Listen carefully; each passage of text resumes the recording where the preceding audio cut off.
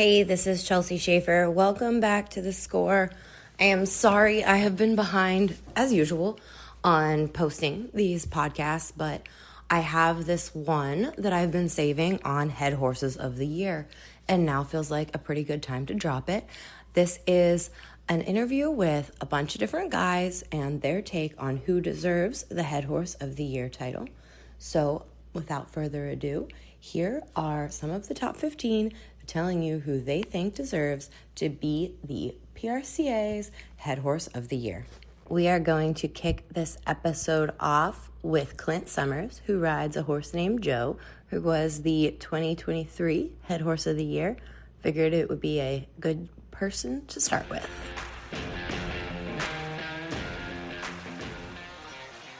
Okay. Who do you think deserves the Head Horse of the Year title, Clint? It's kind of hard. I mean, can you pick your own? You can, yeah. That's why I called you. I figured you probably should. Well, mine, he takes a lot. So, and for him to stay as good as he always does, it's hard for me not to vote for him. I like to think there's a lot of other people that feel the same way about him. He's been a pretty special horse, and he's took a whole lot of runs each summer, especially this summer. What can you attribute? He hauls everywhere. He makes every run all summer that you make. Did you get on anything else at all this summer?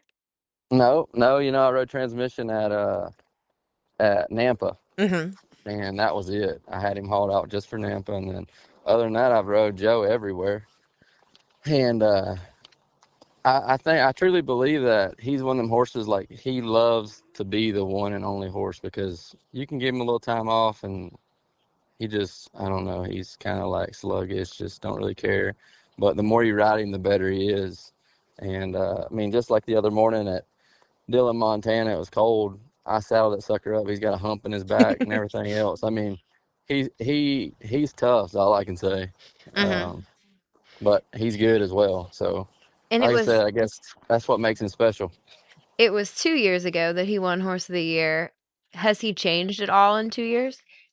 No, last year I felt like he might have got a little bit weak on me, just a hair Mm-hmm. in some spots, and I kind of felt bad. I'm like, well, heck, maybe I'm riding him too much, this or that, and uh, come to find out, he's not crippled by no means, but I forgot to get his maintenance done, his hocks and his stifles and stuff like that. Mm-hmm. So he was still rolling from the year before, Mm-hmm. and on his injections and all that mess. And so I think that maybe that had a little something to do with it. So we got him back in this year and got him reserviced up. And heck, I feel like he's been as stronger than he was the first year this year. Yeah. He's worked phenomenal this year, really, really and truly. And I feel like it showed. Yeah. His running, his pulling, his facing, everything is just, it's been like it was on year one. Is there anybody that's like the second? I mean, is there another head horse that you think is just outstanding? Obviously, we know Joe is. Anything else? Oh, I don't pay attention to much. There's so many guys that's got so many good ones now. It's hard to say, because I feel like I'm about the only one that rides just one. Yeah, yeah. But there's lots of good horses out there. T Wade, obviously, he's got good horses. Uh, Driggs has got them. Dustin's got that new bay. He's a good horse. Heck, there's several good horses out there. Heck yeah. But as far as just a one, I don't know. Like I said, I'm pretty partial. He's pretty hard to beat. All right, next I'm going to talk to the guy that rides the 2024 Head Horse of the Year, and that is Tyler Wade. And he is going to give you his take on who deserves this award. Horse of the Year. Who's the Head Horse of the Year? Oh, I think Clint's horse should win it. Why so? Well, he's good, and I think he's one of the best horses. I don't know if he's the best horse, but he's damn sure one of the best, and then he rides him every time. So, I mean, Horse of the Year goes all year. So, I mean, it's hard to beat that one. He's been from Houston to Cheyenne to Salinas to in the mud at the jackpot. It kind of bothers me when a guy wins Horse of the Year and rides him for a little while, and he's rode him nonstop and won. So And your horse of the year, your reigning horse of the year he didn't have to have as hard of a year this year, correct? Yeah, I got that Shimmy horse was real good at the long scores and stuff. So like, I rode him at the long scores and him at the jackpots, and I've actually bought those horses because they're nice horses and it saves Spur a little bit. So Mm-hmm. I'm pretty. I love Spur. I think if he went as hard as Clint's, I would want him to win it too. But Clint's horse deserves it. Yeah, and I mean, if I suppose not winning horse of the year is okay if it gets you a couple more years on Spur, Yeah, I just like say longevity wise, I dang sure think it helps. But shoot, I'm telling you that freaking Clint's horse deserved it. yeah, I think Deserved it for sure. I hate to say there's one standout, but man, that one has been pretty exceptional this year. Yeah, I don't think. I don't. Maybe mine could win second. I don't know. He's. I've won a lot on mine. I won most of the money on Spur, but fortunately, right now we got 3 pretty good ones. So I'm trying to keep them all going, and just kind of easing them around. But Clint's is amazing horse and deserves it. So Perfect. hopefully, I'm sure he will win it. I think it'd be crazy not to vote for him. Yeah, another horse that people's have brought up the name is that Bob's still going, which is pretty amazing that Bob is out and about at 20 however old he is, but No, for sure. The horse of the year goes yeah. all year, Yeah. and in my opinion. Yeah. So We could some just guys have won it before, riding them, yeah. at 15 rodeos, winning it, and it's not the horse of a certain situation; it's the horse of the entire year. So Well, I feel it'd like be we could replay every single time I ask you this question every year, and you do answer exactly the same. Like it's the horse that goes well consistent. last year Tanner Tomlinson and I both rode Spur and rode him in the mud and everywhere else and won. And I was pretty biased on him, but this year Clint's hands down has had the most runs and performs well every time. So if he don't win it, I'll be sad for the sport. I like that answer. That's a good answer.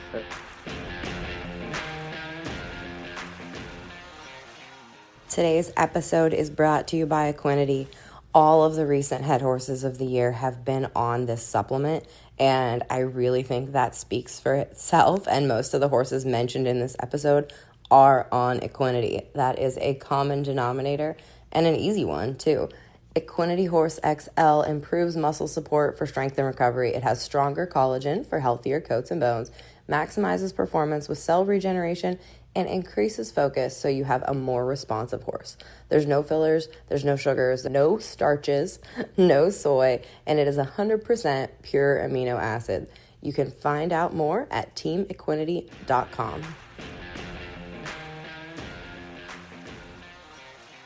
I could not do a head horse podcast without talking to the man of head horses, Kaleb Driggers. He's got his takes. And by the way, he did text me after we did this interview and said, Shay Carroll's head horse really deserves a shout out because that buckskin has been great.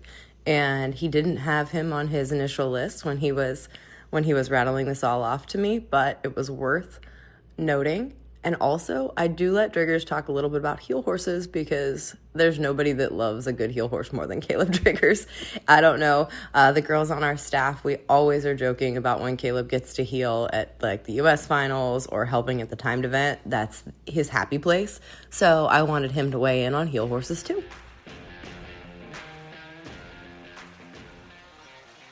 All right. Head horse of the year, Kaleb. What are you thinking? I'm not sure. I feel like there's, a couple candidates for sure. I feel like Clint's horse, Joe's really good. He takes the hauling all year, and is the same horse every time he shows up, and gives him a great chance to win. And I mean, a testament over the 4th of July going and catching every steer. You know what I mean? And that was from St. Paul all the way over to Mandan.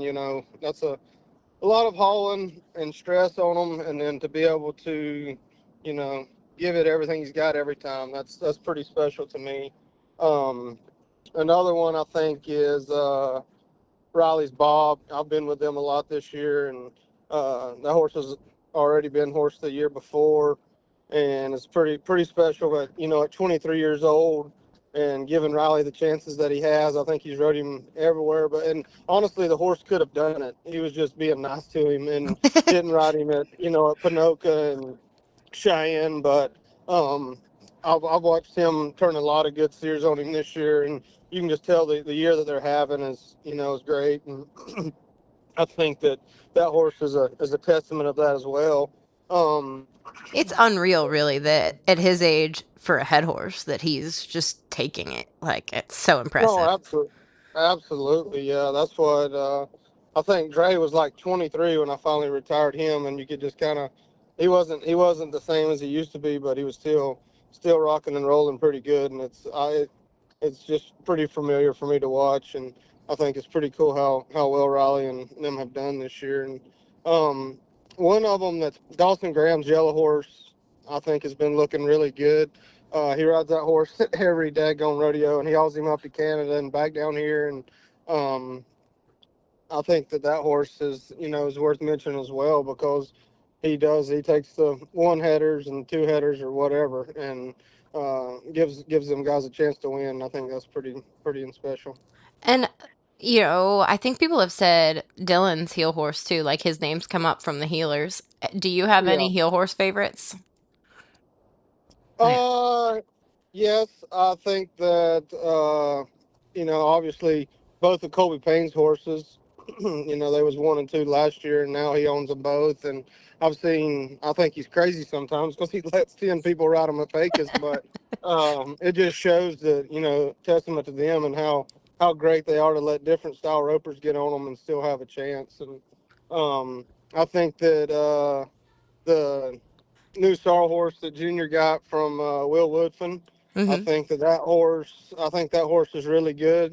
Junior's still trying to get him to be, exactly how he wants him to be, but I think that horse has a lot of talent. Obviously I've got the head for him, and he's got a lot of speed, and I think Junior's doing a really good job with him, and I think Will done a great job training him. I think that not this year, he hasn't been ridden enough this year to be, probably mentioned with them two at all. But I think that in the years to come, that horse has a chance. Perfect. I love it. Thank you very much, sir.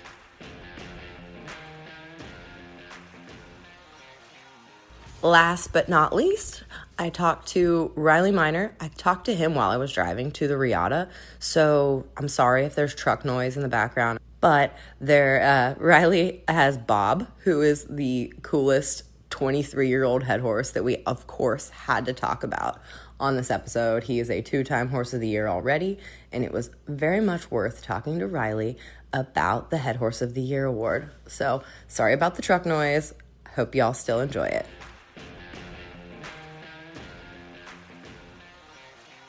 Riley, what horses stood out the most to you this year? Well, there's a lot of good horses going, but obviously like Joe, Clint Summers' horse, he rides them everywhere. Shay Carroll's horse is good and rides him. I mean, there's several good horses, but obviously I'm partial to mine. Bob, he's 23, and kind of thought he was pretty much done, and now he's back. And I'm not saying he's as good as he once was, but 23, I bet I've rode him at probably 60 rodeos this year, and yeah, he's good, and he's good in any setup. Why did So you decide to start riding him? I feel like we were texting about this earlier in the year, but like, why did you get on him?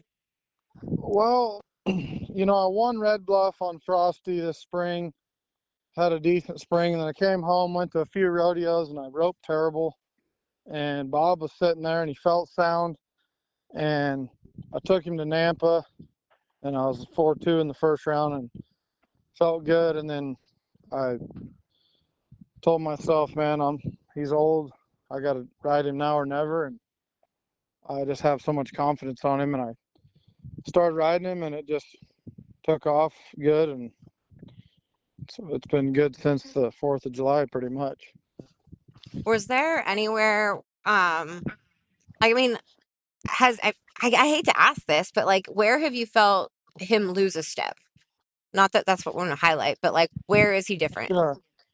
I mean, yeah, I know he's not as fast, but it was weird. Like when I first started back on him in middle of June, I rode him this winter some and Hmm. won, some in Denver and stuff. But then I turned him out for like a month, but he, the more I rode him, the stronger he got. I think he Hmm. kind of got out of shape a little, but yeah, he's one thing about him, his heart is the size of Texas. I mean, he tries hard every time, and he just, no matter where the cow's at, he's trying to get there some way, somehow. I was looking back through photos of him for a story that Ken was writing about him, actually.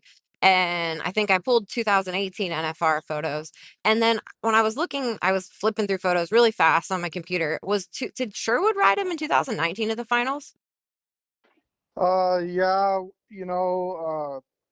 the last couple rounds, I think he rode him. Must have been why I thought, yeah, I just came Yeah, upon yeah, those.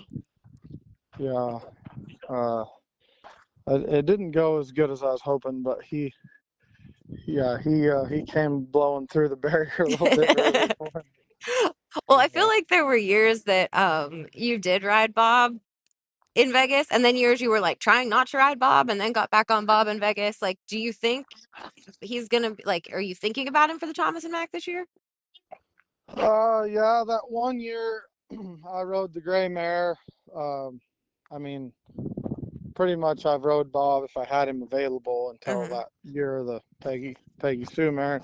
I'd done well on her at the Canadian finals, and she just felt so easy, and I think I wanted it to work, and I was trying her to buy, and then I ended up buying her. But as soon as I got off her, we started winning, and it wasn't totally her fault, but Brady heels better behind Bob, and he's better in that setup anyway. But Hmm. I mean, there's obviously amazing horses in that building, like Transmission, and T Wade's horse is amazing in that setup too, and obviously Spur, he's good everywhere. But uh, I feel like Bob does good. He could get faced a little bit better in there, but if I ride him correctly, he's good. I mean, obviously I'm looking for uh, a good backup, but as of now, I would say he'd be my go-to just because I rode him there so much and know what's going to happen. Yeah, for sure. What are No, who are the dark horse candidates as far as horse of the year? I mean, yeah, they're like, think of like that old yellow horse of Dawson Graham's. I Hmm. mean, like that horse, he rides everywhere, and Yeah, he's his name's come kind of up, I like think. his. Yeah.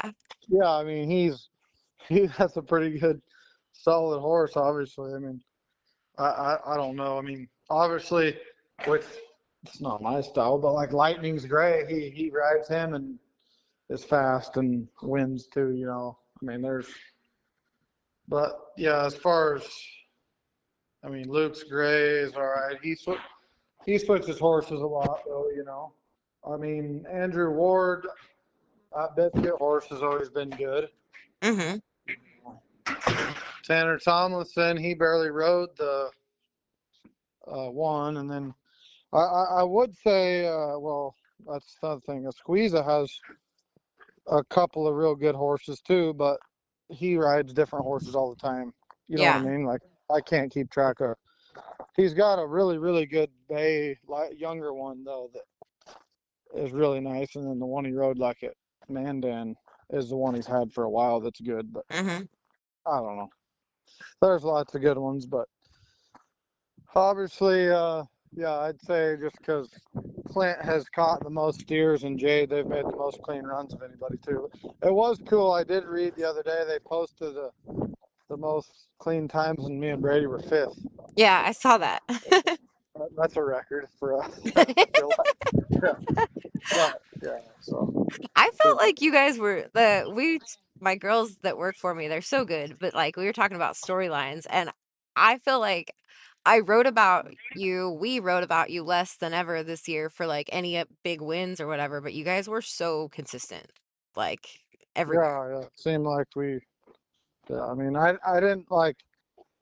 like I was second at the NFR Open and I was second at Pinoca, but those were a couple big major deals. But yeah, it's like I said, it's been good. But the sad part is pretty much. I mean, yeah, I kind of thought had it made, but until now, kind of there's just all those scenarios. It's like, gosh, damn, it's crazy. Yeah. Like I don't know what it's gonna take to make it. Like Colton Schmidt's got. I mean, I'm thinking he could be in at 114, but it might take 120 grand. Yeah. It's like Crazy. doubled in the last, we were talking about, like, and even in 2020, which 2020 was different. It took like 60 or something, like that was a different year, but still it used to be you could breathe a sigh of relief at 75,000. It's wild. Yeah, it's just so much money out, which is great, for the sport. Yeah. But it's crazy that if just any of those guys do good at Sioux Falls behind me, I could get moved down to 12th or 13th pretty easily, which I'm entered this week at 4 if I want to go. But I really don't want to do that to Bob, and I could take the old Tupac. I don't know. I forget We you might have go. him still, like, just Yeah, because he's Garrett so Rogers. old Yeah, but he's young compared to Bob. compared to Bob. Yeah. Yeah. Garrett rode him all summer. They He kicked did? ass on him. I Yeah, didn't he know won. that. I bet you he won almost about 28,000, 27,000 on him. That's awesome. Yeah, they're damn near beating us in the circuit, and then luckily the other day they didn't even enter this Othello rodeo, and we won it for 2,500. But I'm still in the clear. I need to win some at the circuit finals. But yeah, he wasn't gonna rodeo. Then he sold his horse, and then I said, man, I'll let you ride this bay. He's just sitting here. And then I thought, well, get him in shape in case I need him. This is even before I was gonna sell my other horse. But heck, which Garrett reaches, but the horse did pretty damn good. He won the first round at Ellensburg and like third in average, and yeah. It never occurred to me that was that horse, Yeah. just because I haven't seen him in so long. Like that. I know. And I I've guess kept him around, and yeah, I feel like he's old just because he's birds and Yeah, was birds and Bird's birds old. So Bird's old. if Bird knew Yeah, how to so listen to podcasts and he listened to me saying he was old, I would be worried about it, but he doesn't. So Tupac though, he's just kind of solid to have around, like in a pinch or just like, and I should just cowboy up and go down there and try to win another 10,000. But like San Bernardino, Poway are the only two good ones. But Brady said that one, San Bernardino pays like 4,500, Poway's 35. Like, because we were trying to look up how much those guys could go by you, in the standings. But anyway, yeah, it's crazy. 1 week left, but I like my spot, I think. So I like it too. I'm glad you'll be back. Well, thank you. Thank you so much for making it through another episode of The Score. 8 years in, many millions of downloads later. I don't know what y'all are doing here still, but I am grateful you all are still listening. Thank you.